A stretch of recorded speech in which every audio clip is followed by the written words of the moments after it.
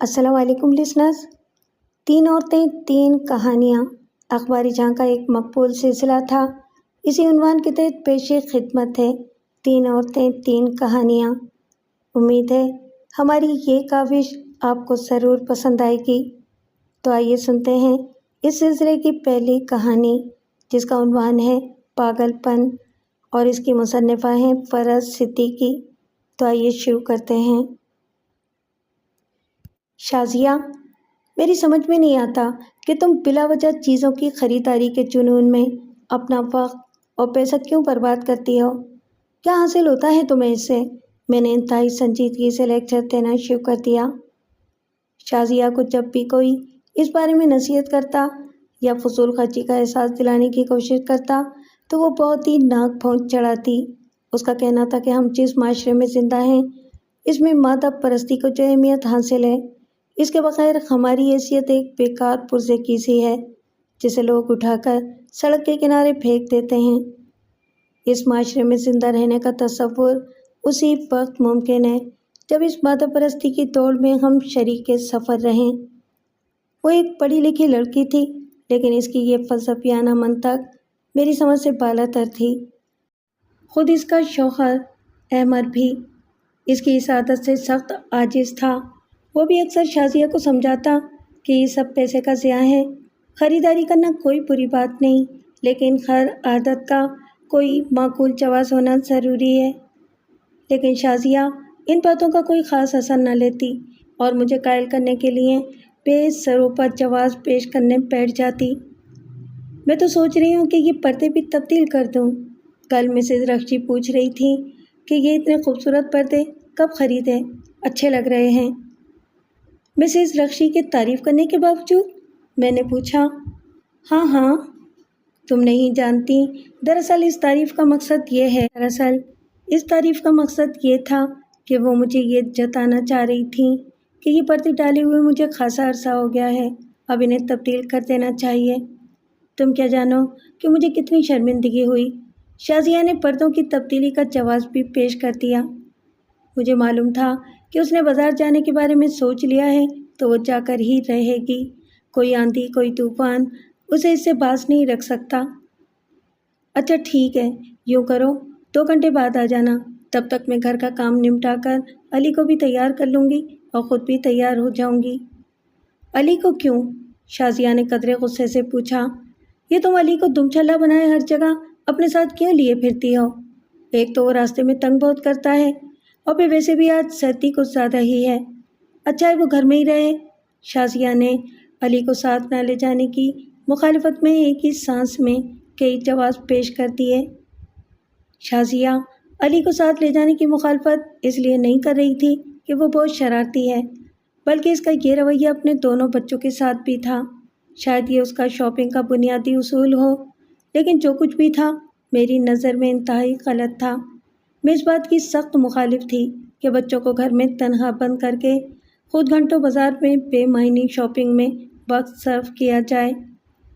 تم اسے گڑیا کے پاس چھوڑ جاؤ، بچوں میں اس کا دل بھی لگا رہے گا، شازیہ نے تجویز پیش کی۔ میں اس معاملے میں تمہاری بات ہرگز نہیں مانوں گی۔ اگر میں چاہوں گی تو علی بھی میرے ساتھ جائے گا، بلکہ میں تو تمہیں یہی مشورہ دوں گی کہ تم بھی بچوں کو ساتھ لے کر چلو یا پھر پڑوس میں کسی کے حوالے کر جاؤ۔ مگر شازیہ نے میری ایک نہ سنی اور نانا کرتی ہوئی ڈرائنگ روم سے باہر چلی گئی۔ شازیہ کے بچوں میں سب سے بڑی گڑیا تھی، جو شاید 6 سال کی ہوگی، جبکہ شانی کی عمر تقریباً 4 سال تھی۔ وہ جب بھی شاپنگ کے لیے جاتی تو دونوں بچوں کو کمرے میں بند کر کے تالا لگا دیتی، پھر بیرونی گیٹ کو تالا لگاتی اور گھنٹوں کے لیے غائب ہو جاتی۔ بچے بھی اب تنہا رہنے کے عادی ہو گئے تھے، اس لیے وہ ماں کے ساتھ جانے کی ضد نہیں کرتے تھے۔ میں علی کو تیار کرنے کے بعد خود تیار ہو ہی رہی تھی کہ شازیہ بھی تیار ہو کر آ گئی۔ علی کو تیار دیکھ کر اس کا موڈ آف ہو گیا۔ میں نے تم سے کہا تھا نا کہ بچوں کے ساتھ شاپنگ کرنا بہت مشکل ہوتا ہے، جلدی جلدی بازار سے بھاگنا پڑتا ہے۔ تمہیں تو معلوم ہے میرے شوہر بچوں کو کہیں چھوڑ کر یا گھر میں تنہا چھوڑ کر جانے کے سخت خلاف ہیں۔ اگر میرا جانا اتنا ہی ضروری ہے تو میں تو علی کے بغیر نہیں جا سکتی۔ شازیہ کو میرا ساتھ چھوٹتا ہوا نظر آیا تو خاموش ہو گئی اور یوں میں شازیہ اور علی بازار کے لیے روانہ ہو گئے۔ اس روز شازیہ نے گھنٹوں بازار میں گزارے، ہر ضروری اور غیر ضروری چیز کے دام پوچھنا اور چلتے چلتے ہائے کہہ کر رک جانا اس کا ہمیشہ کا معمول تھا۔ اس دن بھی اس نے ایسا ہی کیا۔ سوئی سے لے کر فرنیچر تک اس نے نہ جانے کن کن چیزوں کی خریداری کی، کہیں آرڈر بک کرائے، کہیں سے اپنی پسند کی چیز دوسرے دن آ کر لے جانے کا وعدہ کیا۔ اس تمام عرصے میں علی نے واقعی مجھے اور شازیہ کو پریشان کر کے رکھ دیا۔ شازیہ کے ساتھ گھومتے ہوئے کچھ چیزیں مجھے بھی خریدنا پڑیں۔ میں بار بار گھڑی دیکھ رہی تھی۔ مجھے یہ بھی خیال تھا کہ اگر حامد میرے پہنچنے سے پہلے آ گئے تو کیا ہوگا؟ وہ سخت ناراض ہوں گے۔ ویسے بھی وہ کئی بار مجھے شازیہ کے ساتھ بلا وجہ بازار میں گھومنے سے منع کر چکے تھے۔ اس بات پر کئی بار میرا ان سے جھگڑا ہوتے ہوتے بچا تھا۔ پھر وہی ہوا جس کا ڈر تھا۔ جب میں گھر پہنچی تو حامد آ چکے تھے۔ سخت ناراض ہوئے۔ 1000 مرتبہ سمجھایا ہے تمہیں کہ مجھے تمہارا شازیہ کے ساتھ بازاروں میں بے مقصد گھومنا بالکل پسند نہیں ہے۔ میرا بس چلے تو میں اپنے گھر میں شازیہ کا داخلہ ہی بند کر دوں۔ حامد کی باتیں سن کر مجھے بھی غصہ آ گیا۔ آپ مجھے جو چاہیں کہہ لیں، لیکن میں اپنی دوست کے خلاف ایک لفظ نہیں سن سکتی۔ وہ بہت ہی اچھی اور مخلص عورت ہے۔ اگر کوئی خامی ہے تو صرف یہ کہ وہ اپنی شاپنگ کی عادت کی وجہ سے بچوں کا خیال نہیں کرتی۔ اس دن بڑی مشکلوں سے معاملے کو رفع دفع کیا۔ امی یہ سوچنے پر مجبور ہو گئی تھی کہ آئندہ اگر شازیہ نے مجھ سے ساتھ چلنے کو کہا تو میں منع کر دوں گی۔ کیا فائدہ بلا وجہ گھر میں تلخیاں بڑھانے سے؟ ابھی اس واقعے کو 2 ہی دن گزرے تھے کہ شازیہ نے پھر ساتھ چلنے پر اصرار کیا۔ اس بار میں نے اسے ساری مجبوری تفصیل سے بتا دی، لیکن شازیہ نے میری ایک نہ سنی اور بولی، ہم حامد کے گھر آنے سے پہلے ہی آ جائیں گے، انہیں پتہ بھی نہیں چلے گا۔ نہیں شازیہ، تمہیں پتہ ہے علی کتنا ذہین ہے، وہ سب کچھ بتا دے گا، اور پھر علی کو کسی کے گھر چھوڑ دیتے ہیں۔ شازیہ نے میری بات مکمل ہونے سے پہلے ہی تجویز پیش کی۔ شازیہ کے لیے صرف اپنی خواہش مقدم تھی۔ اس کی نظر میں بچوں کی کوئی اہمیت نہ تھی۔ اس کے بے حد اصرار پر میں انکار نہ کر سکی۔ جلدی جلدی گھر کا کام نمٹایا اور شازیہ کے گھر پہنچ گئی۔ مجھے دیکھتے ہی گڑیا دوڑتی ہوئی آئی اور منہ پسور کر بولی، آنٹی، آپ امی سے کہیں نا کہ وہ ہم کو بھی اپنے ساتھ لے چلیں۔ امی جب شام کو دیر سے آتی ہیں تو مجھے بہت ڈر لگتا ہے، اور پھر شانی بھی مجھے بہت تنگ کرتا ہے۔ شازیہ، کیوں نہ آج بچوں کو لے کر ہی چلیں؟ میں نے گڑیا کی بےتابی دیکھ کر سفارش کی، لیکن شازیہ نے ایک نہ سنی۔ امی، ہم آپ کو تنگ نہیں کریں گے، گڑیا اور شانی نے اسے یقین دلایا۔ مگر شازیہ کا کہنا یہی تھا کہ بچے گھر سے باہر قدم نکالتے ہی بے قابو ہو جاتے ہیں۔ باہر نکلتے ہیں تو اپنے سب وعدے بھول بھال کر شرارتوں میں کھو جاتے ہیں۔ بچوں کے چہروں پر مایوسی اتر آئی اور گڑیا کی آنکھوں میں موٹے موٹے آنسو تیرنے لگے۔ اچانک شازیہ بولی، سنو، تم علی کو بھی یہیں چھوڑ دو، بچوں میں بہلا رہے گا۔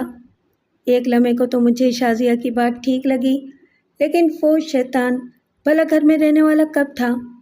ہم دونوں کے گھر سے نکلنے سے پہلے ہی وہ دروازے پر جا کھڑا ہوا تھا، اور پھر مجھے یہ خوف بھی تھا کہ اگر حامد کو یہ بات معلوم ہو گئی کہ میں علی کو بھی شازیہ کے بچوں کے ساتھ تنہا چھوڑ گئی تھی تو وہ سخت ناراض ہوں گے۔ وہ تو پہلے ہی شازیہ کی اس حرکت کے خلاف ہیں۔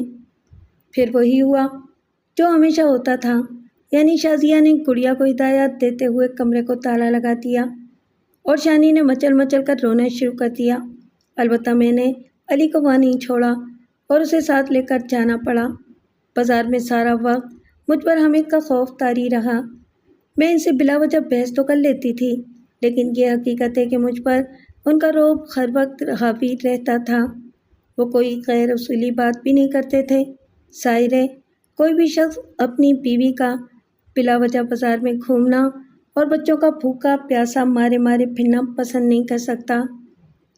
میرا خیال ہے کہ اب واپس چلتے ہیں، شازیہ نے خلاف معمول جلدی کہا۔ شازیہ کی اس بات سے جیسے میرے سارے وجود میں خوشی کی ایک لہر دوڑ گئی، کیونکہ اس جملے کو سننے کے لیے میں نے 6 گھنٹے انتظار کیا تھا۔ میں نے ایک لمحہ بھی ضائع کیے بغیر اس کے خیال کی تائید کی اور ہم واپس گھر کی طرف روانہ ہو گئے۔ اب تم چائے پی کر جانا، شازیہ نے گاڑی کو پورچ میں پارک کرتے ہوئے کہا۔ میں چاہتی ہوں کہ آج حامد کے آنے سے پہلے ہی گھر پہنچ جاؤں، میں نے کہا، لیکن وہ میرا ہاتھ پکڑ کر کھینچتے ہوئے گھر کے اندر لے گئی۔ گھر میں داخل ہوتے ہی ایک لمحے کو ہم دونوں ٹھٹک کر رہ گئے۔ اندر دھواں ہی دھواں بھرا تھا۔ یہ اس قدر دھواں کیسے بھر گیا؟ شازیہ نے میری طرف حیرت سے دیکھتے ہوئے کہا۔ کچھ جلنے کی بو بھی آ رہی ہے۔ شازیہ نے بھی اس بو کو محسوس کیا اور تیزی سے بچوں کے کمرے کی جانب لپ کی۔ جلدی جلدی تالا کھولا۔ دروازہ کھولتے ہی شازیہ کی اور میری آنکھیں پھٹی کی پھٹی رہ گئیں۔ پورے کمرے میں دھواں ہی دھواں تھا اور اب جلنے کی بو بھی تیز ہو گئی تھی۔ شازیہ پر، مجھ پر اور علی پر کھانسی کا دورہ سا پڑ گیا۔ سانس لینا بھی دشوار ہو رہا تھا، لہٰذا میں نے علی کو باہر لان میں بھیج دیا۔ یہ کیا ہوا؟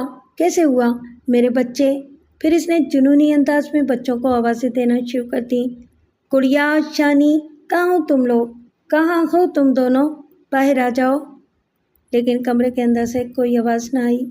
تب شازیہ اور میں اپنی سانس روک کر کمرے کے اندر داخل ہو گئے۔ کمرے میں اس قدر دھواں جمع تھا کہ ہاتھ کو ہاتھ سجائی نہ دیتا تھا۔ مجھے اپنا دم گھٹتا محسوس ہونے لگا۔ اچانک شازیہ کی چیخ ابھری، گڑیا، شانی، یہ سب کیا ہو گیا؟ یہ کیا ہو گیا؟ نورینہ، میرے بچے! میں تیزی سے شازیہ کے قریب پہنچ گئی۔ بچے فرش پر بے سود پڑے تھے۔ ایک جانب لحاف اور پیٹ پر پڑے فوم کے گدے سلگ رہے تھے۔ میں تیزی سے باتھ روم میں گئی۔ شازیہ میرے پیچھے پیچھے تھی، لیکن اس وقت پانی بھی نہیں آ رہا تھا۔ میں جلدی سے باہر آ گئی اور لوگوں کو مدد کے لیے پکارا۔ کچھ ہی دیر میں محلے کے لوگ باہر نکل آئے۔ پھر ان لوگوں نے نہ جانے کہاں سے پانی لا لا کر آگ کو ٹھنڈا کیا۔ گھر کے تمام کھڑکی دروازے کھول دیے گئے اور یوں رفتہ رفتہ دھواں ختم ہوتا رہا اور کمرے کی چیزیں نمایاں طور پر نظر آنے لگیں۔ شازیہ بجلی کسی تیزی کے ساتھ گڑیا اور شانی کی جانب لپ کی، لیکن ان کی جسم میں زندگی کی کوئی رمق باقی نہیں تھی۔ شازیہ نے دیوانہ وار چیخنا چلانا شروع کر دیا۔ یہ سب کچھ کیا ہو گیا؟ میرے بچے مجھے کیوں چھوڑ گئے؟ مجھ سے ناراض مت ہو، کچھ بولو، کچھ تو بولو۔ گھنٹوں شازیہ روتی رہی اور بچوں سے یوں بات کرتی رہی جیسے ابھی وہ اس کے سوالوں کے جواب دیں گے اور کہیں گے، ماما ہم تو شرارت کر رہے تھے، آپ خواہ پریشان ہو گئیں۔ لیکن وہ دونوں تو ہمیشہ کے لیے شرارتوں سے باز آ چکے تھے۔ شازیہ کی یہ حالت اسے دیکھی نہیں جا رہی تھی۔ محلے کے چند لوگوں نے دونوں لاشوں کو کمرے سے نکالا اور کھلی جگہ پر رکھ دیا۔ میرے ذہن میں یہی سوال گردش کر رہا تھا کہ آگ کیسے لگی؟ ہو سکتا ہے شازیہ نے کمرے کا صرف وہ دروازہ لاک کیا ہو جو برآمدے کی طرف کھلتا ہے، اور اندر کا وہ دروازہ لاک کرنا بھول گئی ہو جو کچن اور ڈائننگ روم کی جانب کھلتا تھا۔ بچے اس دروازے سے نکل کر کچن میں چلے گئے ہوں اور اس کے آگے سوچنے کی مجھ میں تاب نہ تھی۔ یہ سب کچھ سوچ کر میری آنکھیں بری طرح ڈب ڈبانے لگیں کہ وہ 6 سالہ بچی زیادہ دیر تک اس آگ کا مقابلہ نہ کر پائی ہوگی۔ وہ دونوں یقیناً مدد کے لیے بہت بے چین ہوئے ہوں گے، مگر اتنے طویل رقبے پر پھیلے ہوئے برآمدوں اور لان کے دوسری طرف واقع گھروں تک ان کی چیخ و پکار کی آوازیں نہ پہنچ پائی ہوں گی اور یوں دھوئیں سے دم گھٹ کر مر گئے ہوں گے۔ ان معصوم بچوں کی بے بسی کے بارے میں سوچ کر میری حالت غیر ہونے لگی۔ کاش ہم ان بچوں کو اپنے ساتھ لے گئے ہوتے۔ وہ دونوں خلاف معمول آج کتنی ضد کر رہے تھے ساتھ جانے کی۔ پہلے تو کبھی بھی انہوں نے اتنا اصرار نہ کیا تھا۔ ہمارے رخصت ہوتے وقت گڑیا کی آنکھوں میں کیسے آنسو جھلملا رہے تھے، اور اگر میں علی کو یہاں چھوڑ گئی ہوتی تو کیا ہوتا؟ یہ سوچ کر میری روح کانپ اٹھی۔ نہ جانے کون سی نیکی میرے کام آ گئی تھی۔ میں نے بے اختیار علی کو اپنے قریب کر لیا۔ شازیہ کی چیخیں آسمان سے باتیں کر رہی تھیں۔ احمر بھائی بھی گھر آ گئے تھے۔ ان کا رنگ ہلدی کی طرح سرد ہو رہا تھا۔ یوں لگ رہا تھا جیسے وہ اپنی عمر بھر کی کمائی لٹا بیٹھے ہوں۔ ہاں، وہ بچے ان کی عمر بھر کی کمائی ہی تو تھے جو ان کی بیوی کی نادانیوں کی نذر ہو گئے تھے۔ ان بچوں کی موت پر ہر آنکھ پرنم تھی۔ شازیہ کے ماں باپ، بہن بھائی اور ساس جو اپنے بڑے بیٹے کے پاس رہتی تھیں آ چکی تھیں۔ روتے روتے شازیہ مجنونانہ حالت میں اٹھی اور گڑیا کے نزدیک جا کر اس کے ننھے ننھے ہاتھوں کو پکڑ کر بولی، اٹھو گڑیا، دیکھو میں تمہارے لیے کتنے خوبصورت کھلونے لے کر آئی ہوں۔ یہ دیکھو، یہ رنگین پینسلیں اور ڈرائنگ کی کاپی، دیکھو تو کتنے خوبصورت رنگ ہیں۔ لیکن گڑیا تو اپنی آنکھیں موندے رنگ و نور سے بے نیاز اپنی آنکھوں میں تاریکیاں سجائے پڑی تھی۔ میں تم سے وعدہ کرتی ہوں، آئندہ میں تمہیں ساتھ لے کر ضرور جاؤں گی۔ میں اب کبھی تمہیں گھر میں اکیلا نہیں چھوڑوں گی، شازیہ نے سسکتے ہوئے کہا۔ اپنا بچوں کی کوئی خواہش تھی نہ آرزو، وہ تو اب ہر ضرورت سے بے نیاز ہو چکے تھے۔ وہ باری باری دونوں کے پاس جاتی اور ان سے اس طرح باتیں کرتی جیسے وہ اس کی ہر بات سن رہے ہوں۔ شازیہ کی اس دیوانگی پر اس کی امی بری طرح رو رہی تھیں۔ انہوں نے اسے بہت سمجھایا لیکن وہ کسی کے قابو میں نہیں آ رہی تھی۔ یوں لگتا تھا اتنے بڑے صدمے نے اسے پاگل کر دیا ہے۔ حامد کو بھی گھر آتے ہی محلے میں ہونے والے اس حادثے کی خبر ہو چکی تھی۔ وہ سیدھے ادھر ہی آ گئے۔ شازیہ کا بھائی ڈاکٹر کو لے آیا تھا۔ اس نے آتے ہی صورتحال کو سمجھتے ہوئے شازیہ کو انجیکشن لگایا اور ہم لوگوں کو تسلیاں دیں کہ اکثر اوقات گہرے صدمے کی وجہ سے انسان وقتی طور پر ہوش و حواس کھو دیتا ہے۔ انجیکشن کے اثر سے ان کے اعصاب پرسکون ہو جائیں گے۔ پھر کچھ ہی دیر بعد وہ واقعی اپنے ارد گرد سے بیگانہ ہو گئی۔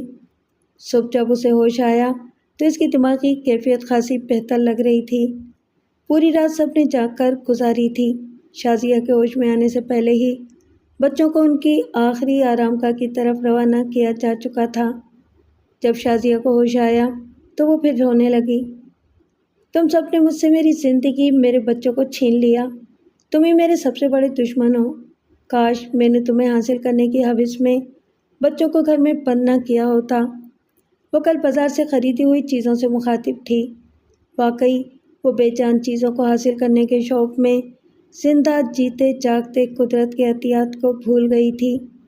اس وقت کمرے میں احمد بھائی بھی موجود تھے۔ شازیہ کی آنکھوں سے بہت کچھ کھو دینے کا احساس پچھتاوا بن کر آنسوؤں کی صورت میں بہہ رہا تھا، مگر احمد بھائی نے نہ تو اسے حوصلہ دیا اور نہ ہی ہمدردی کا کوئی لفظ بولے، بلکہ سر تھامے ایک طرف بیٹھے رہے۔ بہت سے لوگوں نے سمجھایا بھی کہ شازیہ آپ کے حوصلہ دلانے سے سنبھل سکتی ہے، مگر وہ سب کی باتوں کو سنی انسنی کرتے ہوئے باہر نکل گئے۔ شاید ابھی وہ خود اس پوزیشن میں نہیں تھے کہ شازیہ کی ہمت بندھا سکیں۔ پھر گزرتے ہوئے وقت کے ساتھ ساتھ شازیہ تھوڑی تھوڑی سنبھل گئی تھی، کیونکہ اس کے ماں باپ اس پر بھرپور توجہ دے رہے تھے۔ البتہ احمد بھائی اور شازیہ کی ساس اس سے کچھ کھچے کھچے رہتے تھے۔ کچھ ہی دنوں کے بعد شازیہ کے گھر والے بھی واپس چلے گئے۔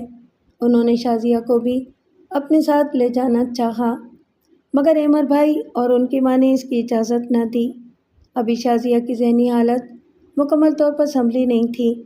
ابھی اسے پیار، محبت اور بھرپور توجہ کی ضرورت تھی، جو اس کی ماں ایسی شفیق ساس اور احمد ایسا اچھا شوہر ہی دے سکتا تھا۔ مگر یہ دیکھ کر میری حیرت کی انتہا نہ رہی کہ اس کی سدا کی مہربان ساس اور شوہر اب اس پر اتنے ہی نامہربان ہو گئے تھے۔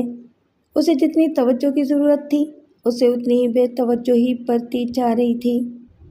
اس کی وجہ یہ تھی کہ وہ شازیہ کو ہی ان معصوم بچوں کے قتل کا مجرم سمجھتے تھے۔ احمد بھائی کا خیال تھا کہ یہ سب کچھ اس کی غفلت اور عدم توجہی کے سبب ہوا۔ اسے نہ تو کوئی کام کرنے دیا جاتا تھا اور نہ گھر کی کسی چیز کو ہاتھ لگانے کی اجازت تھی۔ ایک دو بار میں نے احمد بھائی کو سمجھانا چاہا کہ آپ کی عدم توجہی سے اس کی حالت مزید بگڑ سکتی ہے، لیکن انہوں نے ہمیشہ یہ کہہ کر مجھے خاموش کر دیا کہ بھابھی آپ اس معاملے میں نہ ہی بولیں تو اچھا ہے۔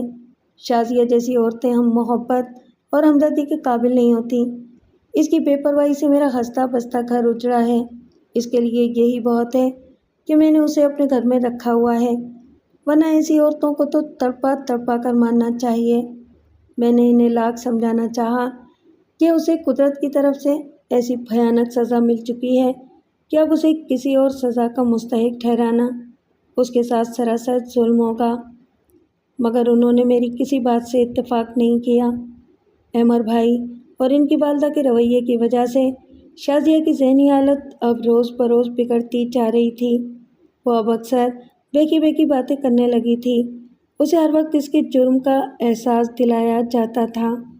اگرچہ اس واقعے کو 2 ماہ کا عرصہ گزر گیا تھا، لیکن گھر کے تمام افراد کے ذہن پر اب بھی اس حادثے کے اثرات باقی تھے۔ احمر بھائی نے اپنے دفتر جانا بھی چھوڑ دیا تھا، بس وہ تھے اور بچوں کا کمرہ۔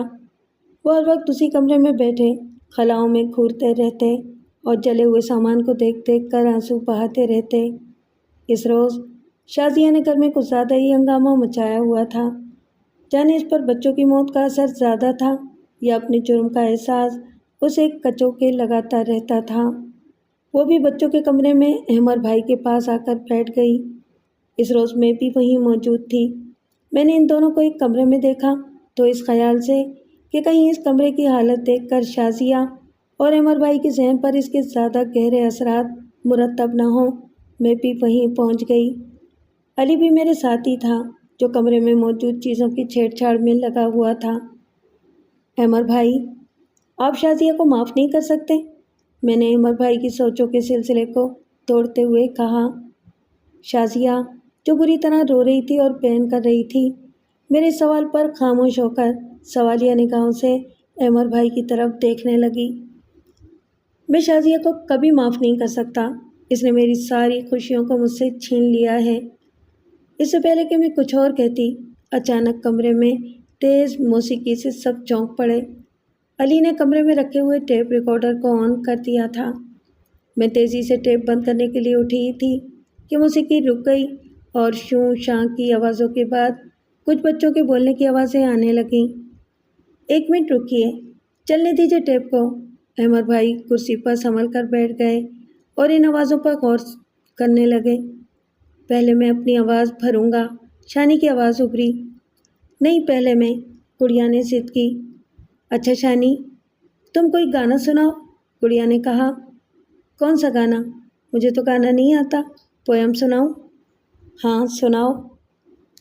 اچھا رکو، میں ہیٹر جلا دیتی ہوں، ابھی دیکھنا کمرہ گرم ہو جائے گا، پھر تمہیں سردی نہیں لگے گی۔ پھر کچھ وقفے کے بعد بولی، اب تم پویم سناؤ۔ احمد بھائی اور شازیہ غور سے شانی کی آوازیں سننے لگے۔ وہ دونوں آنکھیں بند کیے ساری باتیں سننے میں مصروف تھے۔ ارے شانی، یہ دھواں کیوں بھر رہا ہے کمرے میں؟ گڑیا نے گھبرا کر کہا۔ شاید کہیں آگ لگی ہے، شانی نے جواب دیا۔ ارے تم نے سارا لحاف نیچے گرا دیا، ہیٹر سے آگ لگ گئی ہے اس میں، گڑیا نے کہا۔ اب کیا کریں؟ ٹھہرو میں پانی لے کر آتی ہوں۔ شازیہ کی حالت پھر بگڑنے لگی تھی، لہٰذا میں نے کیسٹ بند کر دیا۔ آگ کیسے لگی؟ اس کا جواب ہم سب کو مل چکا تھا۔ ظاہر ہے اس کے بعد ان لوگوں نے آگ بجھانے کے لیے پانی کی تلاش کی ہوگی، لیکن پانی نہ ملنے کی وجہ سے آگ اتنی بڑی ہوگی کہ لحاف سے گدے تک پہنچ گئی ہوگی اور یوں کمرے میں دھواں بھر گیا ہوگا اور بچوں کا دم گھٹ گیا ہوگا۔ یہ تو میرے بچوں کی آوازیں ہیں، میرے بچے اس میں بند ہیں، نکالو میرے بچوں کو، نکالو۔ شازیہ پر پاگل پن کا دورہ پھر پڑ گیا تھا۔ احمر بھائی چپ چاپ کمرے سے اٹھ کر چلے گئے۔ شازیہ کی حالت اتنی بگڑی کہ ڈاکٹر کو بلوانا پڑا، جس نے شازیہ کو نیند کا انجیکشن لگا دیا۔ شازیہ کی حالت روز بروز خراب ہوتی جا رہی تھی۔ اس پر جب پاگل پن کا دورہ پڑتا تو احمر بھائی اور ان کی والدہ بہت الجھتیں۔ خاص طور سے احمر بھائی کی والدہ تو اس سے خوب برا بھلا کہتی۔ ان کا اصرار تھا کہ اس کلموئی کو یوں ہی تڑپتا چھوڑ دو اور تم دوسری شادی کر لو۔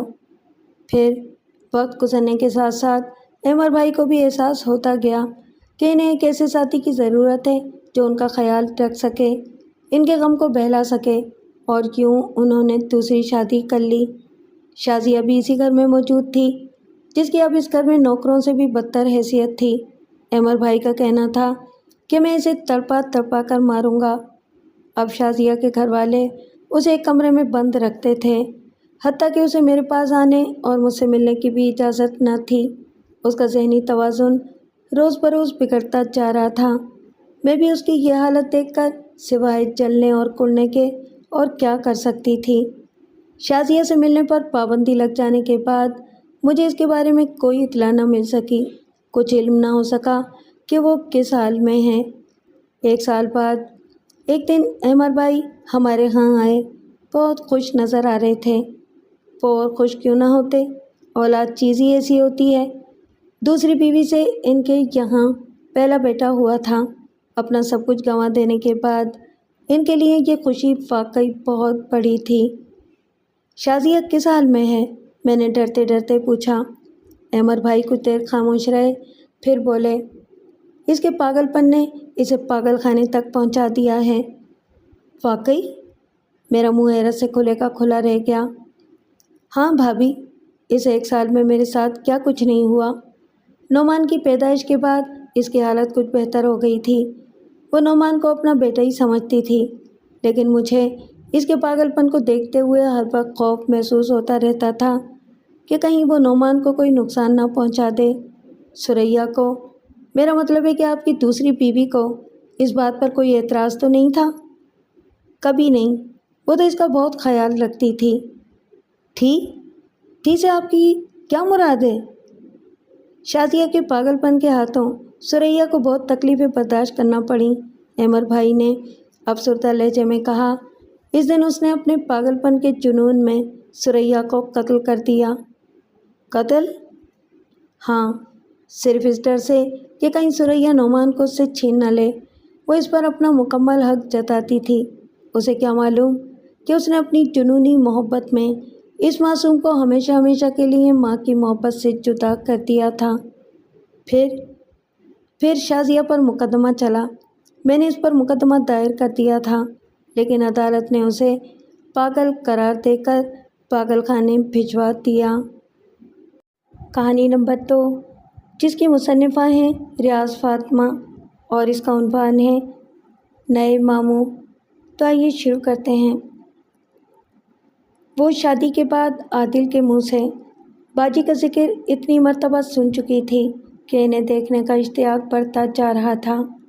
اسے کبھی کبھی تو اس بات پر حیرت بھی ہوتی کہ وہ اپنی سگی بہنوں کا ذکر اتنی چاہت اور محبت سے نہیں کرتا تھا جتنی چاہت، محبت اور حلاوت ان منہ بولی بہنوں کے لیے اس کے لہجے میں سموئی ہوئی ہوتی تھی۔ شادی سے چند سال پہلے عادل کا ٹرانسفر راولپنڈی ہو گیا تھا۔ وہیں اس کے ایک دوست کی بڑی بہن بھی رہتی تھی۔ اس کے دوست قمر نے اپنی بہن کا ایڈریس دیتے ہوئے اپنے بھانجوں اور بھانجی کے لیے چند تحائف بھی عادل کو تھما دیے تھے اور کہا تھا، یار میری بہن کے گھر ضرور جانا، تمہیں وہاں اگر کوئی مشکل ہوئی ہو تو باجی سے کہہ دینا، وہ ضرور تمہاری مدد کریں گی۔ عادل کے رشتے کے ایک چچا بھی وہیں رہتے تھے جو بہت اچھی پوسٹ پر فائز تھے۔ انہی کی وجہ سے عادل کو بھی یہ سروس ملی تھی۔ راولپنڈی ٹرانسفر سے وہ بہت گھبرا رہا تھا۔ گھر سے دور رہنے میں انسان کو بہت سے مسائل پیش آتے ہیں۔ انہی متوقع مسائل کے پیش نظر وہ بھی پریشان تھا، لیکن چچا نے اسے فون کیا اور کہا کہ وہ فوراً آ جائے۔ 4-6 مہینے کے بعد وہ پھر اس کا تبادلہ کراچی کرا دیں گے۔ راولپنڈی آنے کے 3-4 دن بعد اسے قمر کے دیے ہوئے ایڈریس اور ان تحائف کا خیال آیا جو اس نے اپنے بھانجی بھانجیوں کے لیے دیے تھے۔ چچا نے اسے ایڈریس سمجھا دیا اور کہا، وہ تو بڑی بیکار سی جگہ ہے۔ کیا مطلب؟ عادل واقعی کچھ سمجھ نہیں سکا تھا۔ کچھ نہیں، چچا ٹال گئے، ڈرائیور کو ساتھ لے جانا، وہ اسی طرف ہی رہتا ہے، تمہیں آرام سے پہنچا دے گا۔ جب گاڑی اس علاقے میں داخل ہوئی تو عادل کی سمجھ میں چچا کی بات آ گئی۔ یہ شہر کا خاصا پسماندہ علاقہ تھا۔ چند گلیوں سے گزر کر ڈرائیور نے ایک مکان کے سامنے گاڑی کھڑی کر دی۔ عادل گاڑی سے اترا۔ اسی اثنا میں اس نے دیکھا کہ آمنے سامنے کے کئی مکانوں کے دروازے کھل گئے تھے۔ ان کھلے دروازوں سے کئی متجسس چہرے اس کی اور اس سے زیادہ چمکتی گاڑی کی طرف متوجہ تھے۔ اس نے دروازے پر دستک دی۔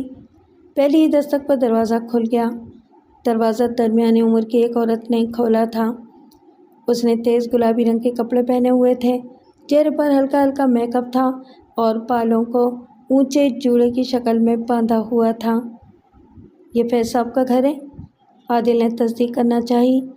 جی ہاں، آئیے آئیے۔ اس نے اسے فوراً ہی اندر آنے کی دعوت دے دی۔ صحن میں بے شمار چیزیں بکھری ہوئی تھیں، کاغذ کے ٹکڑے، کپڑے، کتابیں، لیکن وہ خاتون ان سب سے بے نیاز اسے ایک کمرے میں لے آئیں۔ یہ غالباً اس گھر کا ڈرائنگ روم تھا۔ 4 کرسیاں، ایک میز اور ایک پوسیدہ سی مسہری۔ اگر اسی ساز و سامان کو سلیقے سے رکھا جاتا تو کمرہ کچھ موزوں لگتا، لیکن اس کی بھی وہی حالت تھی جیسی صحن کی بے ڈھنگی حالت تھی۔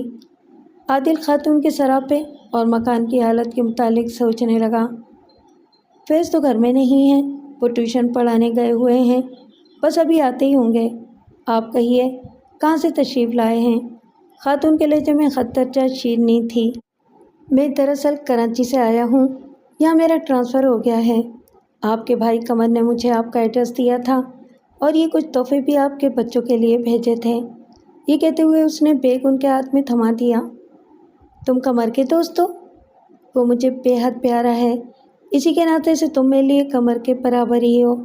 جب تک تم یہاں ہو میرے گھر آتے جاتے رہنا، کوئی مشکل ہو، پریشانی ہو تو مجھے ضرور بتانا، انہوں نے بڑی لگاوٹ سے کہا تو عادل متاثر ہوئے بغیر نہ رہ سکا۔ پھر وہ اکثر ان کے گھر جانے لگا۔ فیض صاحب ایک بے وقوف سے زن مرید قسم کے شوہر تھے، جن کا کام کما کر لانا اور بیوی کی ہاں میں ہاں ملانا تھا۔ دراصل ان سے باجی کی شادی مجبوراً ہی کی گئی تھی۔ ان کی شکل و صورت اچھی تھی، اس لیے خوب سے خوب تر کی تلاش کی جاتی رہی، مگر جب ان کی عمر ایک حد سے تجاوز کرنے لگی تو گھر والوں کو ہوش آیا۔ اس وقت فیض صاحب کا وجود ہی غنیمت لگا، جو 34 سال کی عمر ہو جانے کے باوجود کنوارے تھے۔ ان کی والدہ رشتہ لے کر آئیں تو فوراً ہی ہاں کر دی گئی۔ اب ان کی شادی کو 6 سال ہو گئے تھے۔ ان 6 سالوں میں ان کے ہاں 3 بچے ہوئے، ایک بیٹی اور 2 بیٹوں کی وجہ سے گھر میں کافی رونق تھی۔ لیکن افسوس کہ فیض صاحب کی والدہ شادی کے 4 ماہ بعد ہی انتقال کر گئی تھیں۔ کہنے والوں نے یہ بھی کہا کہ انہیں یہ شادی راس نہیں آئی تھی۔ وہ بہو کے ناز و انداز سے دل ہی دل میں سلگتی رہتی تھیں۔ بہو کا کوئی انداز بھی تو گھر بنانے والی عورتوں جیسا نہیں تھا، نہ گھر سے مطلب، نہ گھرداری سے سروکار۔ صبح اٹھتے ہی سنگار شروع ہو جاتا، پھر شام 4 بجے دوبارہ میک اپ ہوتا، دن میں 2 مرتبہ کپڑے تبدیل کیے جاتے، کھانا ہوٹل سے آتا، موڈ ہوتا تو گھر کی صفائی کر دیتی ورنہ گھر گندا ہی رہتا۔ شروع میں تو ساس نے برداشت کیا، پھر دبے الفاظ میں گھر پر توجہ دینے کے لیے کہا تو بہو کا اصل روپ سامنے آ گیا۔ ایسی بے نقط سنائی کہ وہ بیچاری ہکا بکا رہ گئیں۔ بہو کی بدتمیزی کا انہیں بے حد ملال تھا۔ بالآخر سلگ کر اللہ کو پیاری ہو گئیں۔ وہ تو خیر شروع کی بات تھی، لیکن اب شادی کے 6 سال بعد بھی باجی کا رویہ وہی تھا۔ فیض کبھی کبھار کچھ کہہ دیتے تھے تو پنجے جھاڑ کر ان کے پیچھے پڑ جاتی تھیں۔ تنگ آ کر انہوں نے بھی کچھ کہنا بند کر دیا۔ ان کی لگی بندی تنخواہ ضروریات کے لیے کافی تھی۔ گھر کے اخراجات پورے کرنے کے لیے وہ ایک قریبی کوچنگ سینٹر میں پڑھاتے بھی تھے۔ اب عادل کی شکل میں باجی کو گویا بہت بڑا شکار ہاتھ آ گیا تھا۔ وہ میٹھے بول میں جادو ہے کے مقولے پر عمل کر رہی تھیں۔ پیار و محبت سے تو جنگلی جانوروں کو بھی رام کیا جا سکتا ہے۔ عادل تو پھر بھی انسان تھا اور اپنے بہن بھائیوں اور ماں باپ سے دور، سو اب اس کا بیشتر وقت انہی کے گھر گزرنے لگا۔ وہ کبھی کبھی تو آفس سے واپسی پر سیدھا انہی کے گھر نکل آتا۔ بچوں والے گھر میں خالی ہاتھ جانا اسے اچھا نہیں لگتا تھا، اس لیے ہمیشہ کبھی ٹافیوں اور بسکٹ کے پیکٹس یا پھر پھلوں کے لفافے اس کے ہاتھ میں ہوتے۔ باجی کو بازاری چیزیں مثلاً دہی بڑے، چھولے، گول گپے وغیرہ بھی بہت پسند تھے، لہٰذا کبھی کبھار ایسی چیزیں بھی لے جاتا تو وہ خوشی سے نہال ہو جاتی۔ عادل تم تکلف بہت کرتے ہو، وہ مسکراتے ہوئے لفافے تھام کر محبت بھری نگاہوں سے اس کی طرف دیکھتی۔ کوئی چیز ٹھیک کروانا ہوتی یا کچھ منگوانا ہوتا تو اب عادل ہی سے منگوایا جاتا، اور پھر عادل کو پیسے لینا بالکل اچھا نہیں لگتا تھا۔ شروع میں تو باجی نے پیسے دینے کی کوشش بھی کی تھی، لیکن بعد میں وہ بھی محض شکریہ ادا کر کے رہ جاتی۔ ان کے بچے تو اپنے باپ سے زیادہ عادل سے مانوس ہو گئے تھے۔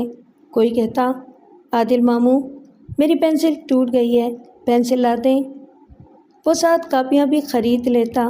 بچوں سے زیادہ باجی کا چہرہ خوشی سے دمکنے لگتا۔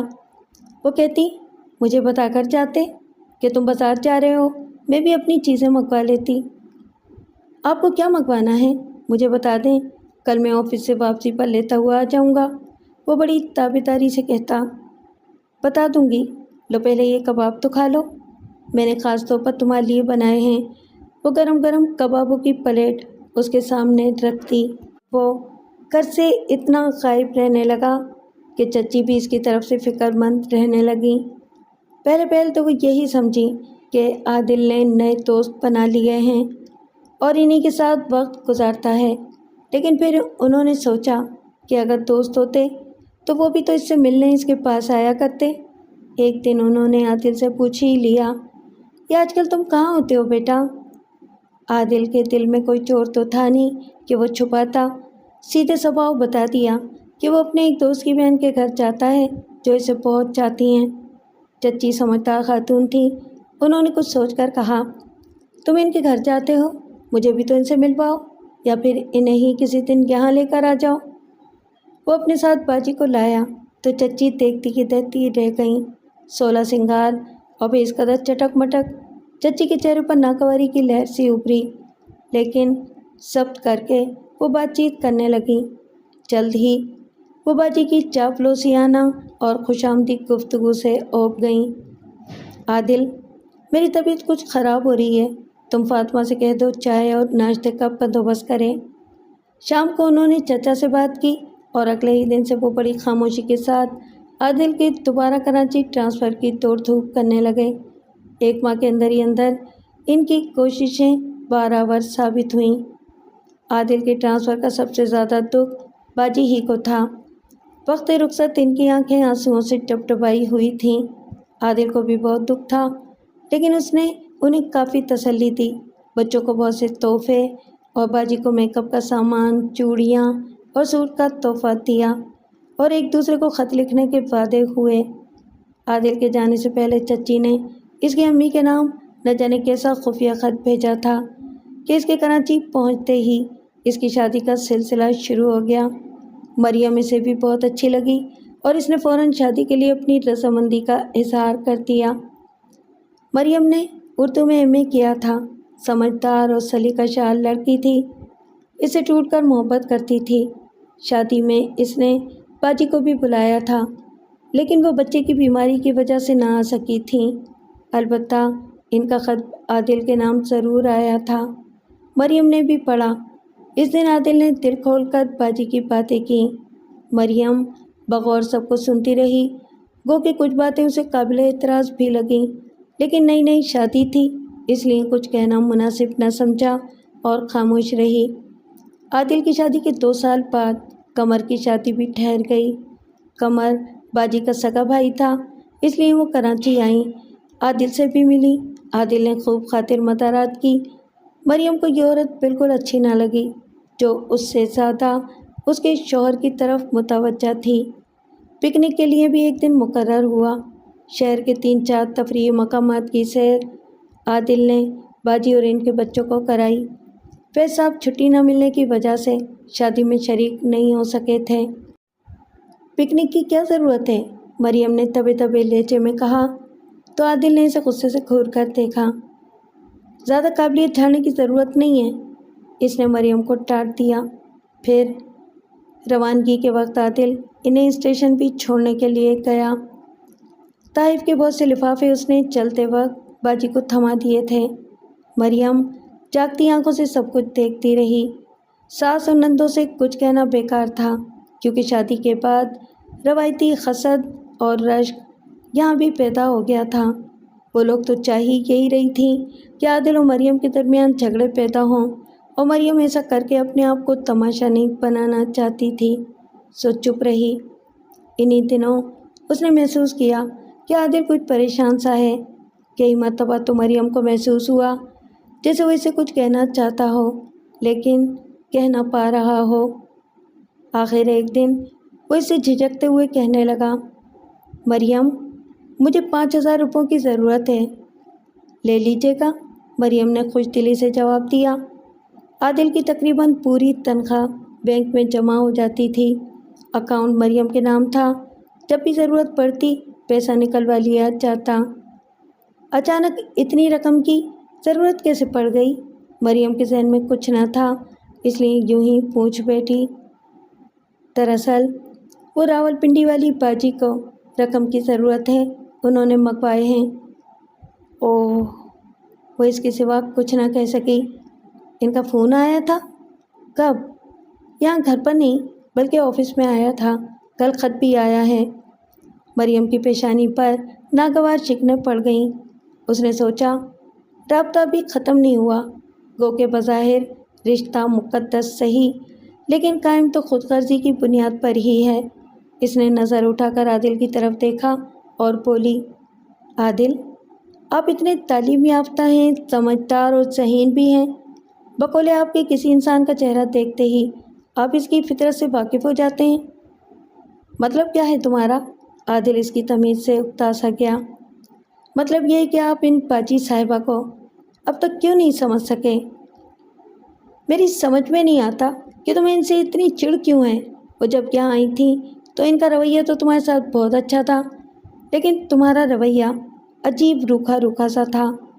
انہوں نے ان دنوں میرا بڑا خیال رکھا جب میں راولپنڈی میں تھا، کسی قسم کی اجنبیت کا احساس ہونے نہیں دیا تھا مجھے۔ عادل کسی طور باجی کی برائی سننے پر تیار نہ تھا۔ میں نے تم سے کبھی نہیں کہا کہ تمہاری یونیورسٹی فیلوز تم سے ملنے کیوں آتے ہیں، یا یہ کہ تم نے ان سب کے ساتھ ہنستے مسکراتے تصویریں کیوں کھنچوائی تھیں اور انہیں اب تک سنبھال کر کیوں رکھا ہوا ہے۔ عادل، مریم کی آنکھیں آنسوؤں سے بھر گئیں۔ آپ اس غلط قسم کی عورت کی وجہ سے مجھ پر الزام لگا رہے ہیں؟ مت کہو انہیں غلط قسم کی عورت، اگر ان کے متعلق اس قسم کی بات کہو گی تو پھر اپنے لیے بھی بہت کچھ سننا پڑے گا۔ مریم رونے لگی تو عادل زور سے کمرے کا دروازہ بند کر کے باہر چلا گیا۔ کئی دنوں تک ان کے درمیان سرد جنگ جاری رہی۔ مریم عورت تھی، لہٰذا گھر کی سلامتی کے لیے اسے ہی ہار ماننا پڑی۔ عادل اس کا شوہر تھا اور پھر محبوب شوہر۔ مریم نے اسے چاہا ہی نہیں بلکہ اس کی پرستش کی تھی۔ ان کے درمیان سوائے باجی کے اور کسی قسم کا اختلاف نہ تھا۔ کچھ عرصے بعد مریم کی خالہ زاد بہن نسیمہ کی شادی کا دعوت نامہ راولپنڈی سے آ گیا۔ نسیمہ اکلوتی خالہ زاد تھی، سو شادی میں جانا ضروری تھا۔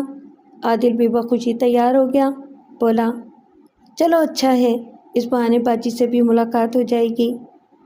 مریم کا دل کباب ہو گیا۔ بمشکل تمام کوئی غلط بات، کوئی تلخ بات کہنے سے باز رہی۔ وہ جو آپ نے انہیں 5,000 روپے بھیجے تھے وہ انہوں نے اب تک واپس نہیں کیے؟ 6-7 ماہ تو ہو گئے ہوں گے، اس نے سرسری سے لہجے میں پوچھا۔ مل جائیں گے واپس، تمہیں ضرورت ہے کیا؟ ضرورت ہوگی تبھی واپس ملیں گے۔ ایک طنزیہ سی مسکراہٹ مریم کے چہرے پر پھیل گئی۔ شادی میں بہت لطف آیا۔ ولیمے کے بعد عادل نے مریم سے کہا، جلدی سے تیار ہو جاؤ، آج باجی کے گھر جائیں گے، یا پھر میں اکیلا ہی چلا جاؤں؟ میں بھی چلتی ہوں، جب ہر جگہ ساتھ جاتے ہیں تو ان کے گھر اکیلے جانے کی کیا ضرورت ہے؟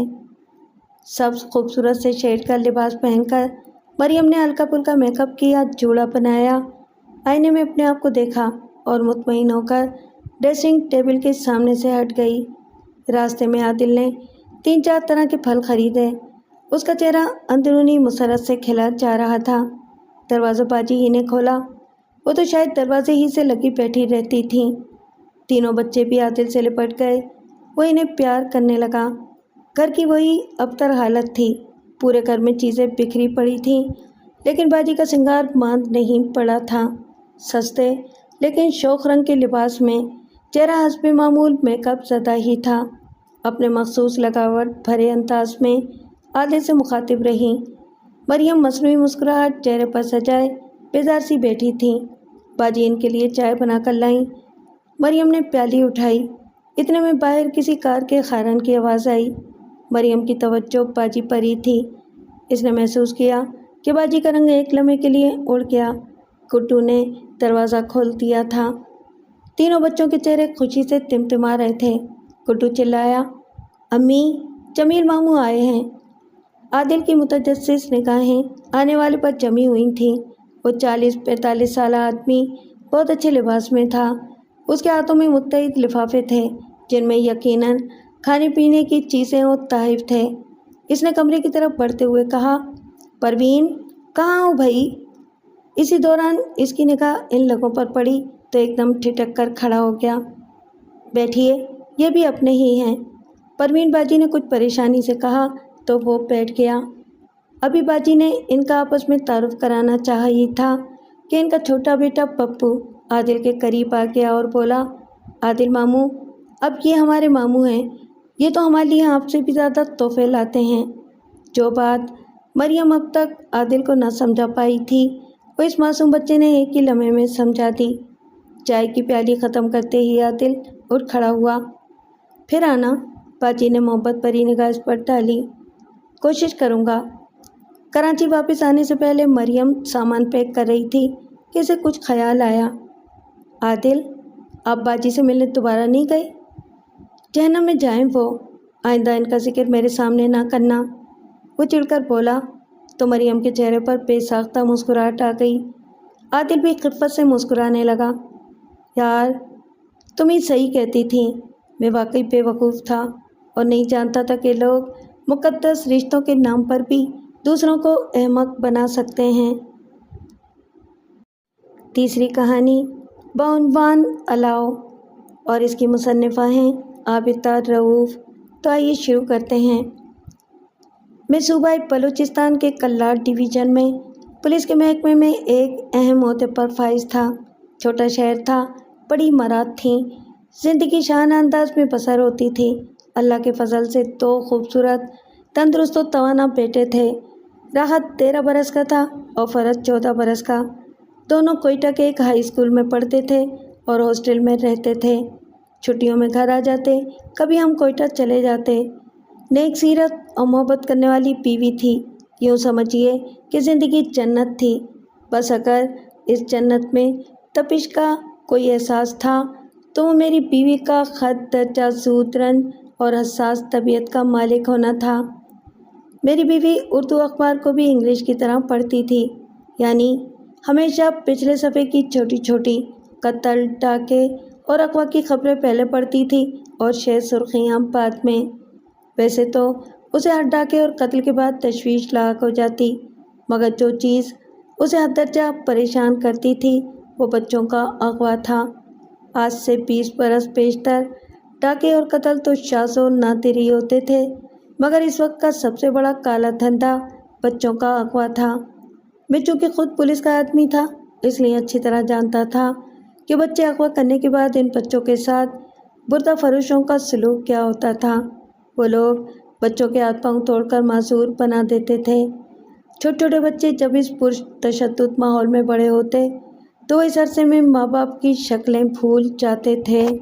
खुद इनके अपने माँ बाप भी इनकी बचपन की सूरतें दिल से लगाए इनके पास से गुजर जाने पर भी इन्हें ना पहचान पाते। बुर्दा फरोश इन बच्चों को फ़कीर बनाकर खूब रुपया कमाते। बड़े बच्चों को या तो बाहर स्मगल कर देते या फिर मुल्क के दूर दराज इलाकों में दूसरे बुर्दा फरोशों के हाथों फ़रोख्त कर देते, जो इन पर कड़ी निगाह रखते कि कहीं वो फरार ना हो जाएं। और अगर कभी शाज़ व नादिर ऐसा मौका आ जाए तो वो फरार होने वाले बच्चे को पाताल से भी निकाल लाते और फिर इतना जुल्म और तशद्दुद करते कि अपना घर पहचानने वाले बच्चे भी फरार का इरादा तर्क कर देते। पुलिस में आए दिन इस किस्म के वाक़यात से सामना होता रहता था। मेरे लिए तो ये मामूल का दर्जा रखते थे, मगर मेरी बीवी ऐसी कोई भी खबर पढ़कर बेचैन हो जाती या कभी कोई बच्चा भीख मांगता इसके सामने आ जाता तो इस बच्चे को बहला फुसला कर पूछने की कोशिश करती कि सच बताओ तुम कौन हो। मैं इसकी इस आदत से बहुत परेशान था और इस दिन तो मेरा इससे ज़िंदगी में पहली दफ़ा बहुत ज़ोरदार झगड़ा भी हो गया। हम लोग 15 दिन की छुट्टी गुजारने और बच्चों से मिलने कोयटा गए हुए थे। अभी मेरी 3-4 दिन की रुखसत बाकी थी। हम लोग शहर में एक दुकान से कुछ खरीद रहे थे कि अचानक एक औरत की चीख ने हमें पीछे मुड़कर देखने पर मजबूर कर दिया। दुकान के दरवाजे पर 10-12 سال کا ایک معذور بچہ ہاتھ گاڑی میں بیٹھا بھیک مانگ رہا تھا۔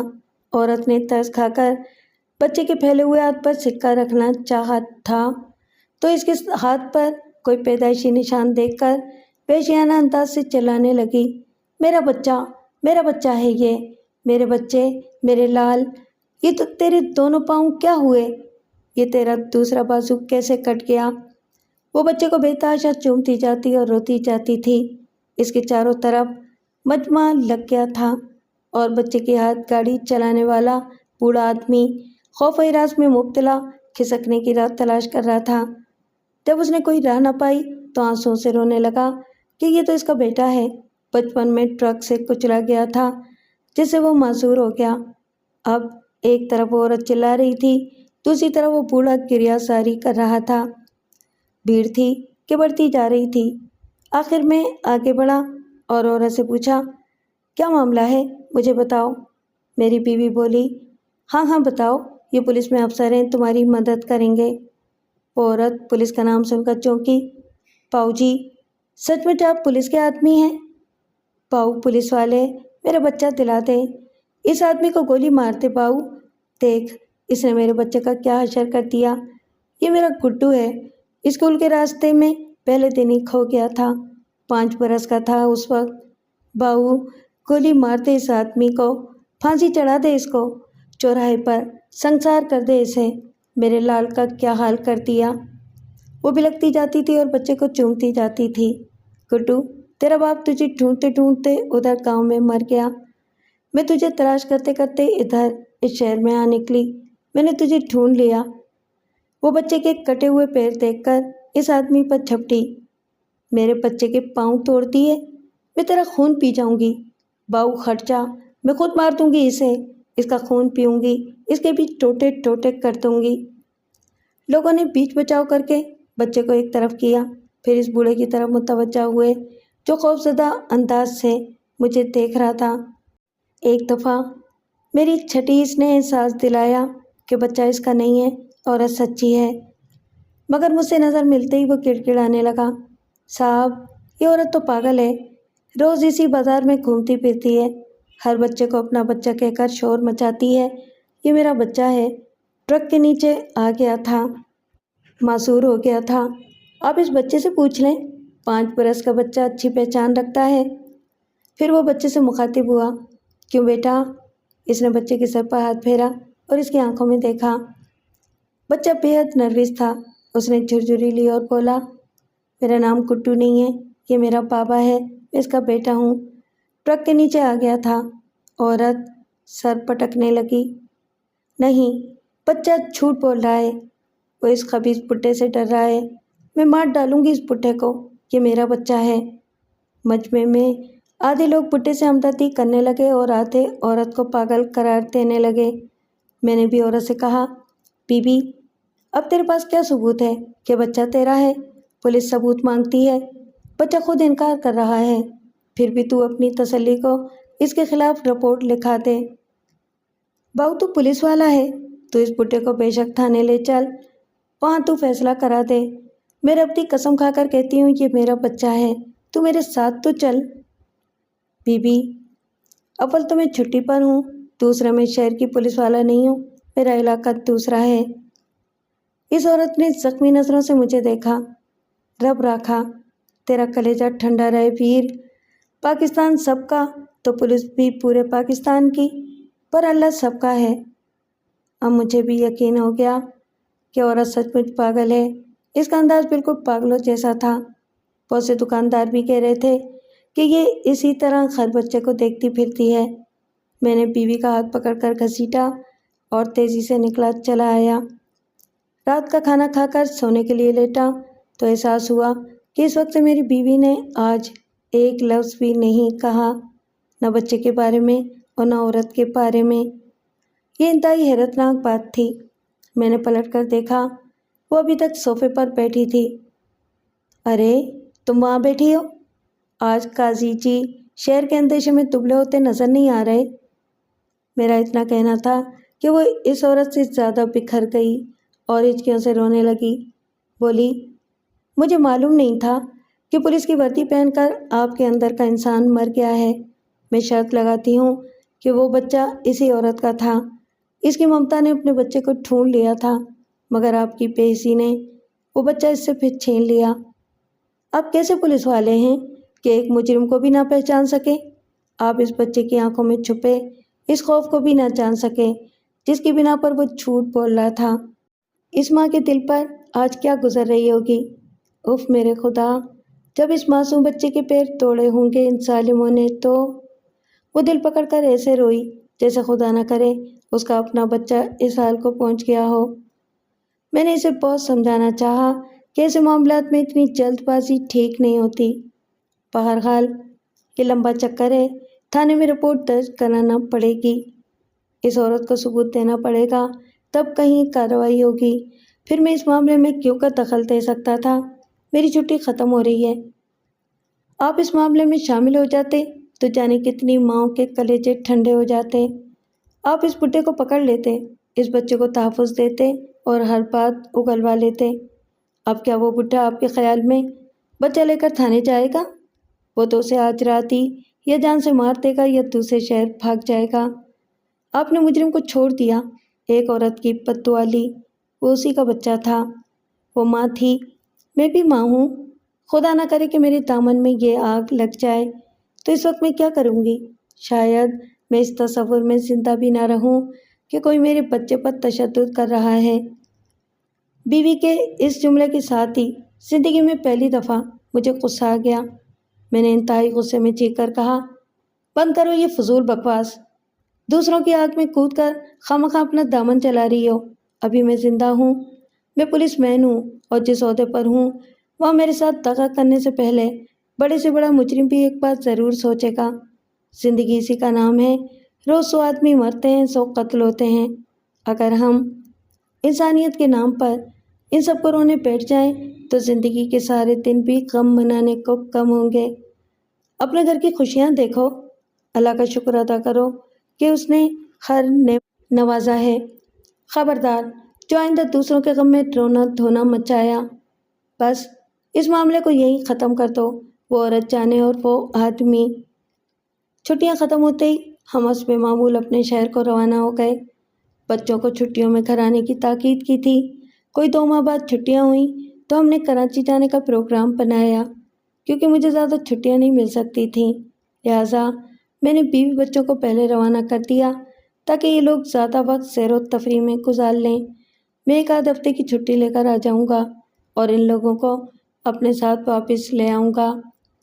ابھی بچوں کی چھٹیوں کے 15 دن باقی تھے اور میں سوچ رہا تھا کہ 1 آدھ ہفتے اس قیامت کی سردی سے جان چھڑانے کو کراچی گھوم پھر آؤں، مگر اتنے میں یہ روح فرسا خبر ملی کہ راحت و فرحت اپنے رشتے کے بھائیوں کے ساتھ گھومنے سمندر کے ساحل پر گئے تھے، اور اونٹوں کی سواری کرتے ہوئے وہ دونوں اتنی دور نکل گئے کہ پھر واپس ہی نہ آئے۔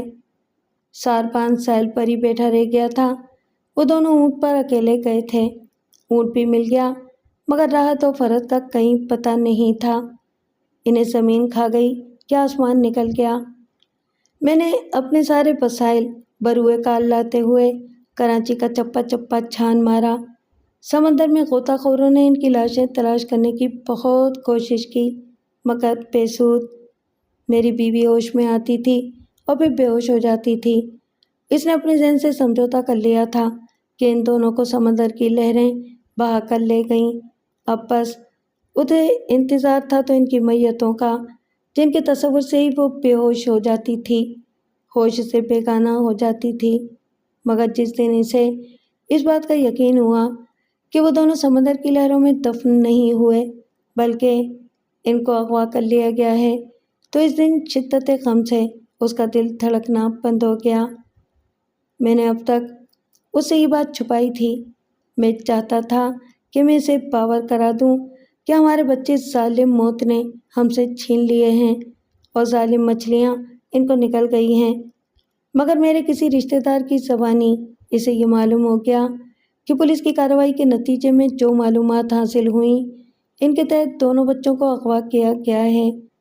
وہ تو ویسے ہی کہتی تھی کہ بچہ مر جائے تو صبر آ جاتا ہے، مگر بچہ اغوا ہو جائے تو دنیا میں کسی ماں کے لیے اس سے بڑی اذیت نہیں ہو سکتی۔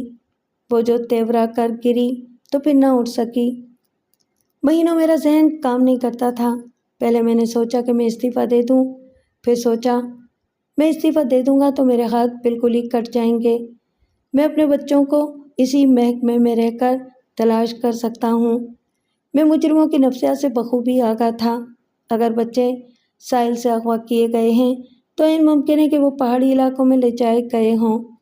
مجھے واپس جانا ہوگا، مجھے جگہ جگہ چھاپے مارنے ہوں گے، اخبار کی چھوٹی چھوٹی خبروں میں چھپی بڑی بڑی کہانیاں تلاش کرنا ہوں گی، اور میں نے ایسا ہی کیا۔ میں نے پوری سرگرمی سے ہر اس جگہ چھاپے مارے جہاں اغوا کیے ہوئے بچوں کے رکھے جانے کا امکان تھا۔ میں نے بہت سے بچے بازیاب کیے۔ میں کوئٹہ کے بازار میں اس عورت کو ڈھونڈنے گیا جو مجھے دیوانی لگی تھی۔ وہ اب بھی بازاروں میں پھرتی تھی اور ہر معذور بچے کی طرف لپکتی تھی۔ میں نے تحقیق کروائی تو یہ جان کر بڑا افسوس ہوا کہ تھانے میں اس عورت کی کسی نے نہ سنی اور اسے پاگل سمجھ کر چھوڑ دیا۔ انکوائری کرنے پر یہ بھی پتہ چلا کہ وہ بچہ اور وہ آدمی اسی دن سے غائب ہیں۔ میں نے اپنا ٹرانسفر کوئٹہ کرا لیا اور دل میں قسم کھا لی کہ جب تک وہ بچہ نہ مل جائے میں چین سے نہیں بیٹھوں گا۔ میرا دل کہتا تھا کہ اس عورت نے مجھے کلیجہ ٹھنڈا رکھنے کی دعا میں لپیٹ کر ہمیشہ تڑپتے رہنے کی بد دعا دی تھی، جو مجھے اسی وقت لگ گئی تھی۔ بہت بھاگ دوڑ کرنے کے بعد مجھے اس گروہ کا پتہ چل گیا جس میں وہ بچہ بھی شامل تھا۔ اب وہ بچہ چمن میں بھیک مانگتا تھا۔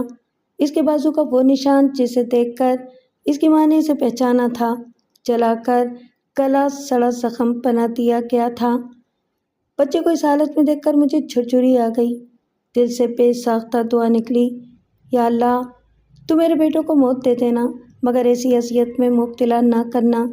اس سے بہتر ہے کہ وہ سمندر کی لہروں میں بہہ گئے ہوں، انہیں مچھلیاں کھا گئی ہوں مگر وہ ان بھوکے بھیڑیوں کے ہاتھوں نہ پڑیں۔ میں راتوں کو اٹھ اٹھ کر ٹہلا کرتا تھا۔ کبھی کبھی مجھے اپنے بچوں کی سسکیاں سنائی دیتی، ابو ابو ہمیں بچاؤ۔ میں تڑپنے لگتا۔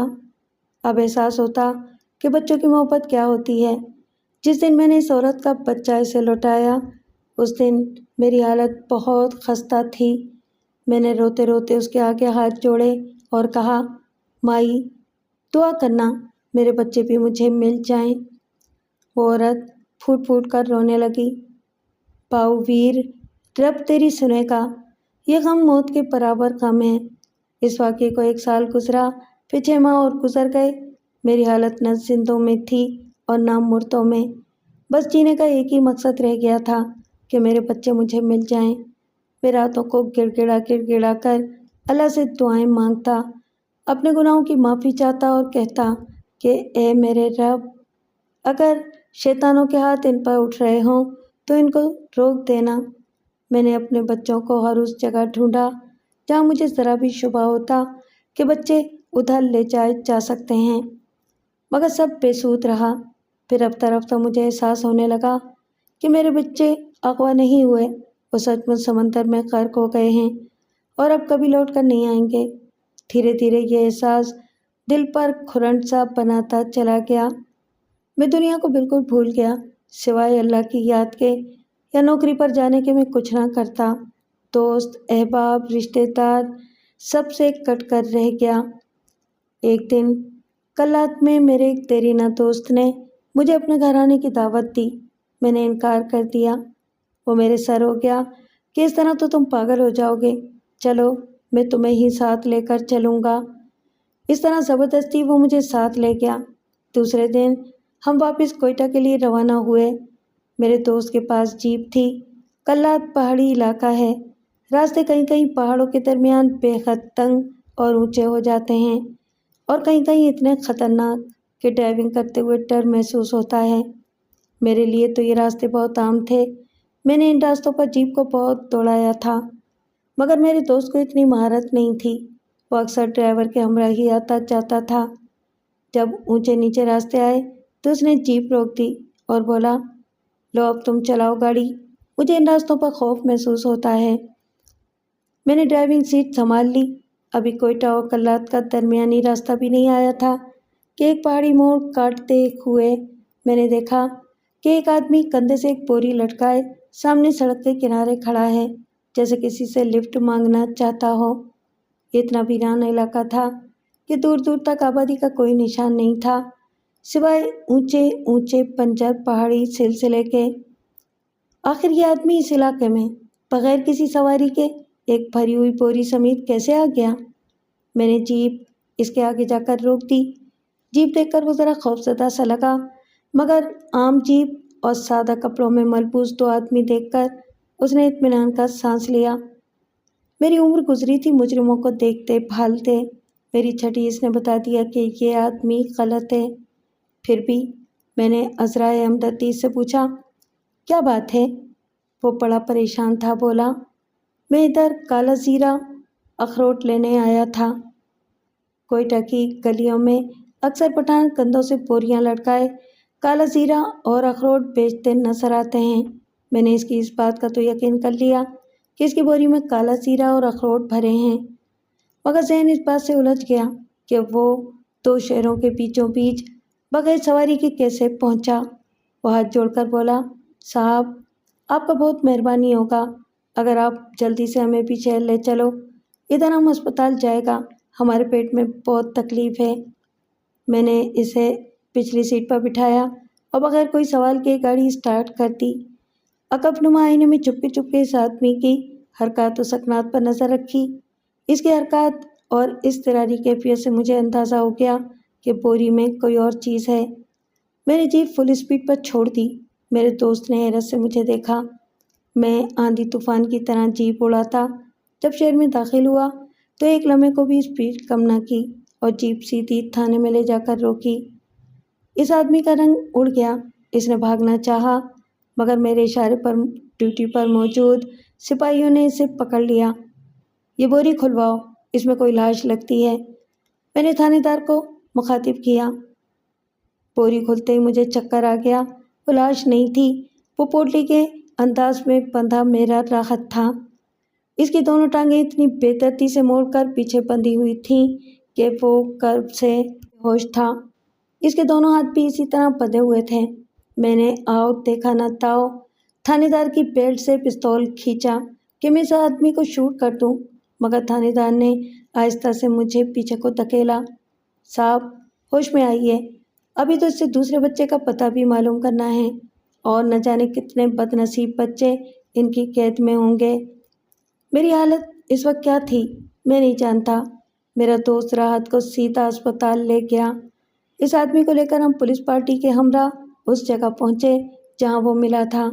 اس کی رہنمائی میں ہم لوگ پرپیچ دشوار گزار اور ویران پہاڑوں کے درمیان سے گزرتے ہوئے ایک پہاڑ کے آگے بڑے بڑے پتھر کے قریب پہنچ گئے۔ وہ پتھر ہٹایا گیا تو آگے ایک اندھیری سرنگ تھی۔ ہم چوں چوں آگے بڑھتے جاتے تھے، ہمیں گھنگرو اور ڈھول کی آواز سنائی دیتی جاتی تھی۔ کافی آگے جا کر وہی تنگ راستہ ایک بڑے ہال پر ختم ہو گیا۔ یہ ہال نما کمرہ زمین کاٹ کر بنایا گیا تھا۔ اندر پیٹرومیکس جل رہے تھے اور دن کی سی روشنی ہو رہی تھی۔ 14-15 برس کے کچھ بچے کندھے تک کٹے ہوئے سیدھے بالوں اور سیدھی مانگیں نکالے، پیروں میں گھنگرو باندھے مخصوص لوگ ڈانس کر رہے تھے۔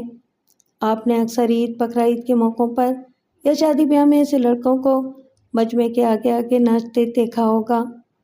جب ہم انہیں ناچتا دیکھتے ہیں تو ایک پل کو بھی نہیں سوچتے کہ یہ لڑکی نما لڑکے کون ہیں، کہاں سے آئے ہیں، یہ کیوں پڑھ لکھ کر باعزت شہری بن کر زندگی نہیں گزارتے۔ یہ تفصیل تو میں اس وقت بیان کر رہا ہوں، اس وقت تو میرے اعصاب تنے ہوئے تھے۔ میری نظر ہر بچے سے پھسل کر اپنے بیٹے فرحت کو ڈھونڈ رہی تھی، اور بالآخر میری بےتاب نظروں نے اسے ڈھونڈ لیا۔ او میرے خدا، میں نے ایسا کس کا دل دکھایا کہ تو نے ایسا روح فرسا منظر مجھے دکھایا۔ فرحت کا ایک بازو پیچھے کو دوہرا کر کے باندھا گیا تھا اور کونے کے نیچے ایک موم بتی چل رہی تھی۔ فرحت شاید چیخ چیخ کر اب بے دم اور ہر احساس سے عاری ہو چکا تھا۔ فو، میں نے بےتابی سے فرحت کی طرف اشارہ کیا۔ کسی نے دوڑ کر موم بتی بجھائی اور فرحت کا ہاتھ کھولا۔ मगर न जाने वो कब से बंधा था कि दौरान खून बंद हो जाने से कटी शाख की तरह एक तरफ गिर गया। मैंने परेशान नज़रों से इधर उधर देखा। कई बच्चे पाँव कटाए पट्टियों में जकड़े पड़े थे, कई के हाथ टूटे हुए थे, कई बच्चों को जला झुलसा कर बशक्ल बना दिया गया था। ये सब ज़्यादा से ज़्यादा भीख हासिल करने के लिए किया गया था, लोगों के जज्बा तरहम बेदार करने को। रोते कराते चीखते बेबस बच्चों को देखकर मुझे यूँ लगा जैसे मैं चंद लम्हे को दोज़ख में आ गया हूँ। ऐसे रूह फरसा किस्से दोज़ख के बारे में ही सुने थे। अपने लखते जिगर और दूसरे मासूम बच्चों को देखकर मैं खुद भी कुछ देर को हवास खो बैठा। बहुत बाद में जब बच्चों के अवसान बहाल हुए तो उन्होंने बताया कि किस तरह वो लोग 1.5 बरस तक इन पर जुल्म करते रहे। वो लोग आपस में बातें करते थे कि जब तक मामला ठंडा ना हो जाए इन दोनों से कोई काम नहीं लिया जा सकता, ना भी काम के काबिल बनाया जा सकता है, क्योंकि ये किसी पुलिस वाले के बच्चे हैं। कराची और अंदरूनी सिंध इनकी तलाश जारी है, इसलिए वो लोग कभी किसी शहर में और कभी किसी शहर में इन्हें लेकर घूमते रहे। अब इतना अरसा गुजरने पर इन्हें इत्मीनान हो गया था कि बच्चों का किस्सा ख़त्म हो चुका। चुनांचे इनसे काम लेने के लिए इन्हें कारामद बनाया जा रहा था। राहत को शहर इसलिए ले जाया जा रहा था कि इसकी टांगें कटवा दी जाएं। शहर में खुफिया अड्डे पर वो लोग इस किस्म की जराही करते थे। बहुत अरसे तक राहत और फरत रातों को उठकर चीखने लगते थे, वो आ रहे हैं, वो आ गए हैं। अब इस वाक़े को 20-25 बरस गुजर चुके हैं। रात ठीक से चल नहीं सकता और फरत का हाथ इतना ख़राब हो गया था कि इसे कटवाना ही पड़ा। मैं जब अपने दोनों मासूम बच्चों को देखता हूँ तो दिल में अलाव से चलने लगते हैं। अब मैं भी उर्दू का अखबार अंग्रेज़ी अंदाज से पढ़ता हूँ। छोटी छोटी खबरों में छुपी बड़ी बड़ी कहानियों को पढ़कर अश्कबार हो जाता हूँ।